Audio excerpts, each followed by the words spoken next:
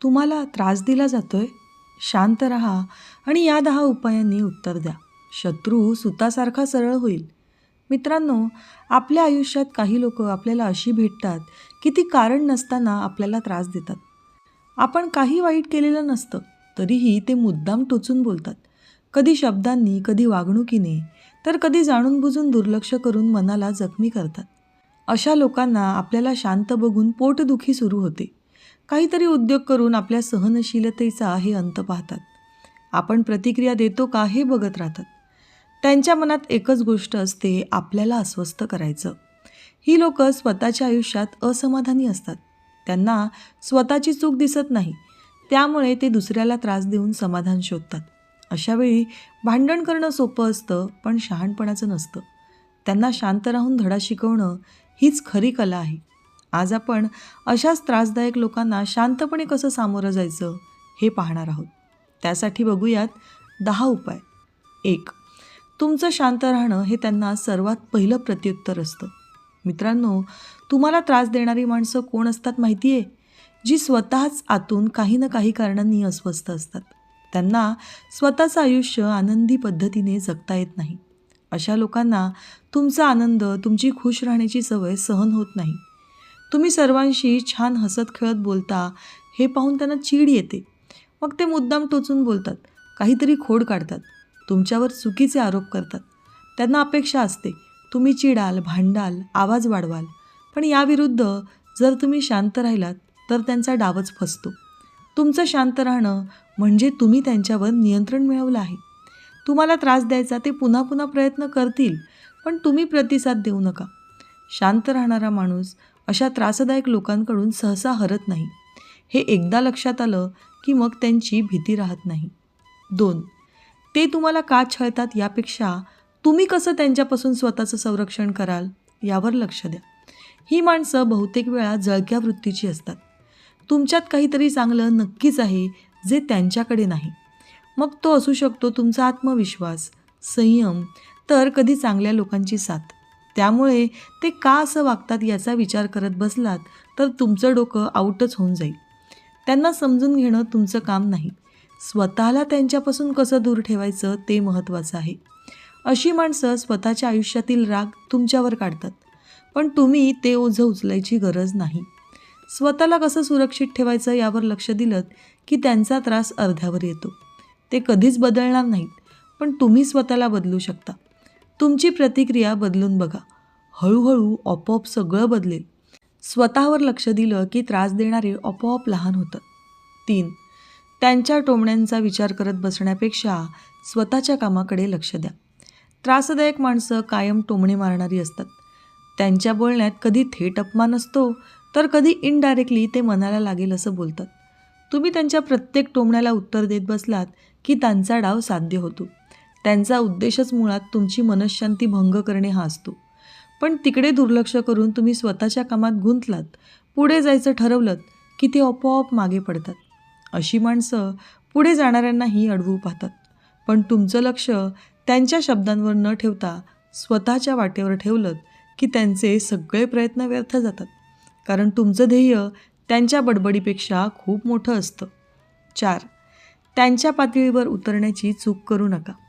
ही माणसं बोलण्याच्या खेळात पटाईत असतात. शब्दांनी जखमा करणं, उलटसुलट बोलणं, आपल्या डोक्यात गोंधळ निर्माण करणं हे त्यांचं शस्त्र असतं. अशावेळी मौन फार प्रभावी ठरतं. तुमचं गप्प राहणं म्हणजे भीती नसते, तर त्यांना अप्रत्यक्ष दिलेला इशारा असतो. मी तुमच्या पातळीवर उतरणार नाही हा तो संदेश असतो.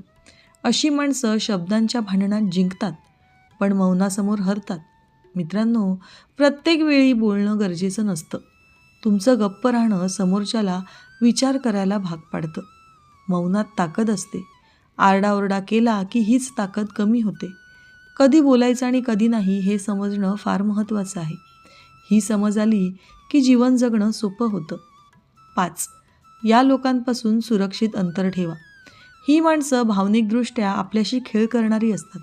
म्हणजे कधी गोडगोड बोलून, कधी गिल्टी वाटायला लावून, तर कधी सहानुभूती दाखवून आपल्याला त्रास देतात. अशा लोकांशी जास्त जवळीक ठेवणं धोकादायक ठरतं. त्यामुळे यांच्यापासून थोडं अंतर ठेवणं गरजेचं असतं. याचा अर्थ नातं तोडणं असा होत नाही, तर जेवढ्यास तेवढे संबंध ठेवणं असा होतो. यामुळे होतं काय, ते बोलतात पण आपल्याला फरक पडत नाही. हे सुरक्षित अंतर तुमच्यासाठी औषध ठरतं. यामुळे हळूहळू तुम्ही सावरता आणि त्रासदायक लोक आपोआप मागे पडतात. 6. स्वतःला दोष देणं थांबवा, कारण प्रत्येक वेळी चूक तुमचीच असते असं नाही. ही माणसं ना फार चालाख असतात. ते तुमच्यात दोष काढतात. तुमचं बोलणं, वागणं, शांत राहणं सगळंच त्यांना चुकीचं वाटतं. हळूहळू तुम्हालाच वाटायला लागतं कदाचित माझीच चूक असेल. पण खरं तर ही माणसं कधीच स्वतःच्या चुकांकडे बघत नाहीत. दोष कधीच एकट्या माणसाचा नसतो. टाळी एका हाताने वाजत नाही. म्हणून सतत स्वतःला दोष देणं थांबवलं पाहिजे, कारण अपराधीपणात अडकलेला माणूसच त्यांना हवा असतो. तुम्ही तो सापळा ओळखला नाही तर त्यात अलगद अडकता. पण त्यांना हवा असलेला अपराधीपणा जेव्हा तुम्ही नाकारता तेव्हा त्यांचा खेळ तिथेच संपतो. मग त्यांचे आरोपही निष्प्रभ ठरतात. 7. तुमचा वेळ आणि ऊर्जा या वायफळ माणसांवर खर्च करू नका, कारण ती अमूल्य आहे. ही माणसं तुमचा वेळ खाणारी असतात. सतत काही ना काही उद्योग करून तुमचं लक्ष विचलित करतात. तुम्ही मानसिकदृष्ट्या थकावं अशी त्यांची तीव्र इच्छा असते, कारण थकलेला माणूस हा लवकर हार मानतो हे त्यांना पक्क ठाऊक असतं.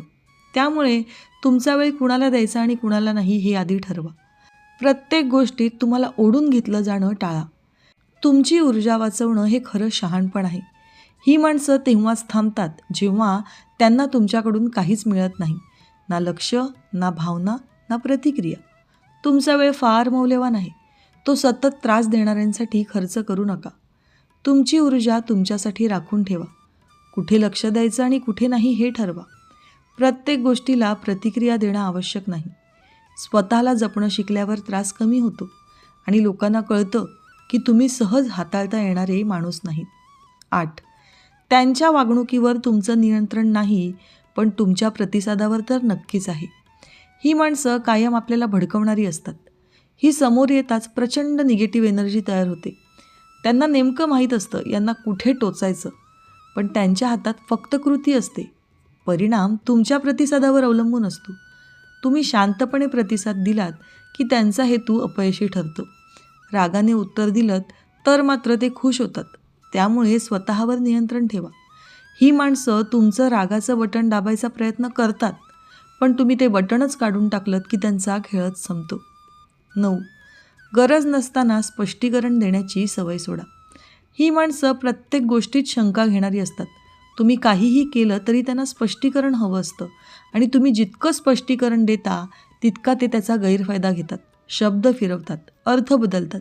त्यामुळे गरज नसेल तर काहीच सांगू नका. तुमचं आयुष्य यांना रिपोर्टिंग करण्यासाठी नाही. तुम्ही ठाम राहिलात की त्यांना कळतं की तुम्ही सहज पकडीत येणारे नाहीत. मग आपोआप हे कंटाळून तुमच्यापासून दूर जातात. 10. यांच्या आयुष्यातून शांतपणे दूर निघून जा. ही माणसं सतत नकारात्मकता पसरवणारी असतात. अशा लोकांच्या जवळ राहून स्वतःला जखमी करत राहणं गरजेचं नाही. शांतपणे दूर जाणं म्हणजे हार मानणं नव्हे, तर ती स्वतःची रक्षा करणं आहे. तुम्ही दूर गेलात की त्यांना कळतं की त्यांचा प्रभाव संपला आहे, कारण त्रास द्यायला समोर कोणीच नाही. यामुळे तुमचं आयुष्य पुन्हा तुमच्या हातात येतं. हा शेवटचा पण सगळ्यात मोठा धडा असतो, जो न बोलताच शिकवला जातो. मित्रांनो, जाणीवपूर्वक त्रास देणारी लोकं आपल्या आयुष्यात असतातच. त्यांना बदलणं आपल्या हातात नसतं, पण त्यांना कसं उत्तर द्यायचं हे नक्कीच आपल्या हातात असतं. शांत राहणं म्हणजे सहन करणं नाही, तर शहाणपणाने वागणं आहे. आपला संयम, आत्मसन्मान आणि मर्यादा हेच आपलं खरं संरक्षण आहे. भांडण केल्याने क्षणिक समाधान मिळतं, पण शांत राहून दिलेला धडा कायम लक्षात राहतो.